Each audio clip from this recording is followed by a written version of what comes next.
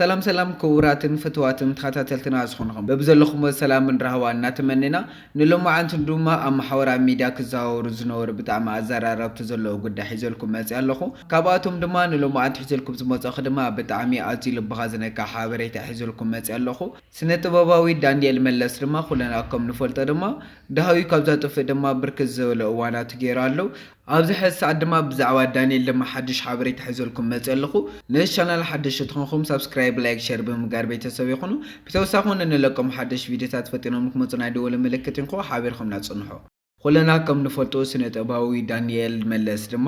ደሃዩ ካብዛ ጥፍ ድማ ነዊሕ እዋናት ገይሩ ኣሎ ብጣዕሚ ብርክት ዝበለ እዋናት ድማ ካብ ሶሻል ሚድያ ርሒቑ እዩ ዘሎ በዛ ቢሉ ድማ ፈተውትን ኣድነቕቱ ዝኾኑ ብዛዕባ ዳንኤል ዳሃይ ድማ ብጣዕሚ እናተሻቐሉ ነይሮም ኣብ ቀረባ እዋን ድማ በዓልቲ ገዝኡ ዝኾነት ካፒታል አብርሃም ዝተባሃለት ድማ ኣብ ሶሻል ሚድያ ኣብ ናይ ባዕላ ዩቲዩብ ቻናል መፅያ استفالولي كاود نقطان فتوتان زمز حتى دما ملسيوا نيرا كاوزن بركز زولو حتى دما اتقندن وسانو زغونو حتى دما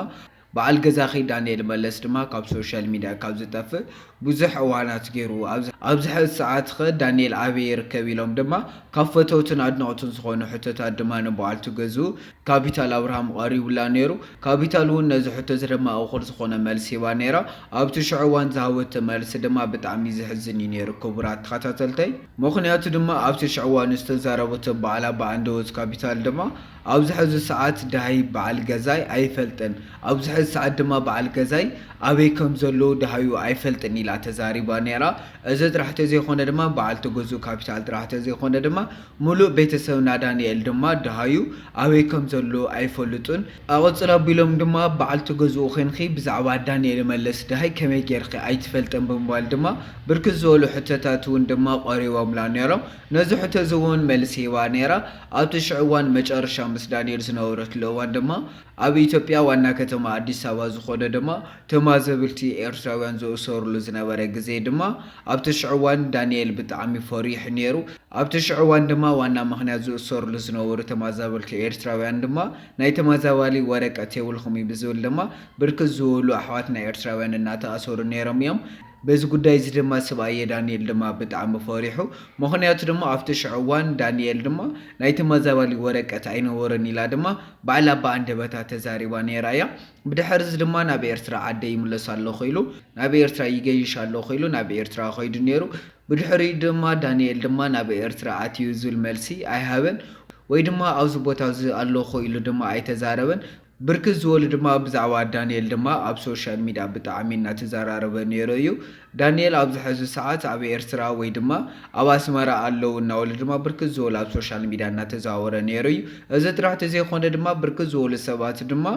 ኣብ ትግራይ ኣሎ ዳንኤል ናብ ትግራይ ኸይዱ እናበሉ ድማ ብርክት ዝበሉ ኣብ ሶሻል ሚድያ መነጋገር ዝነበረ ጉዳይ እዩ ምኽንያቱ ኣብቲ ሽዑ እዋን ድማ ዳንኤል ናብ ኤርትራ ክኸይድ ኢሉ ዝነበረሉ እዋን ድማ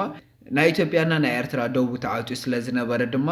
ድሕሪና መቐለ ምኻዱ ናብ ኤርትራ ክሰግር ስለ ዘይኻለ ኣብ መቐለ ጸኒሑ እናበሉ ድማ ብርክት ዝበሉ ሰባት እናተዘረቡ ነይሮም እዮም እዚ ጥራሕቲ ዘይኮነ ድማ ዳንኤል ድማ ተሰዲዱ ወይ ድማ ናብ ኡጋንዳ ኸይዱ እናበሉ እውን ብጣዕሚ ብርክት ዝበሉ ኣብ ሶሻል ሚድያ መነጋገር ዝነበረ ጉዳይ እዩ ነዚ ጉዳይ እዚ ክንደይ ዝኣክል ሓቀኝነት ኣለዎ ዝብል ድማ ክንሪኦ ፈቲና ነርና ኢና ብጣዕሚ ዝሕዝን ሓበሬታ ድማ ሒዙልኩም መፅእ ዘለኹ ክቡራት ተኸታተልተይ ኣብቲ ናይ ዳንኤል ዳሃይ እንገብረሉ ዝነበርና እዋን ድማ ብጣዕሚ ኣዝዩ ልብኻ ዝነክእ ሓበሬታ እዩ ሰሚዕና ዘለና ክቡራት ተኸታተልተይ ኣብዚ ሕዚ ሰዓት ድማ ስነ ጥበባዊ ዳንኤል መለስ ድማ ዳሃዩ ካብዛ ጥፊ ድማ ብርክት ዝበለ እዋናት ገይሩ ኣሎ እዩ እቲ ብጣዕሚ ዘሕዝነካ ድማ ክቡራት ተኸታተልተይ